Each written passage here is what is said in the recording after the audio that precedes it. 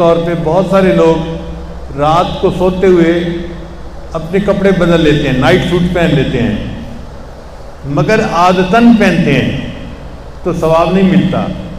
और अगर नियत ये करें कि नबी अलैहिस्सलाम की आदत मुबारक थी कि आप रात को कपड़े बदल के सोते थे, तो सुन्नत की नियत करने से हमें इस नाइट सूट के पहनने पर भी सवाब मिल जाएगा।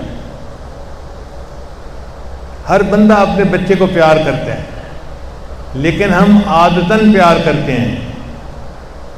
नबी अलैहिस्सलाम ने इरशाद फरमाया, रीहुल वलद मिन रीहिल जन्ना, कि बच्चे की खुशबू तो जन्नत की खुशबू होती है।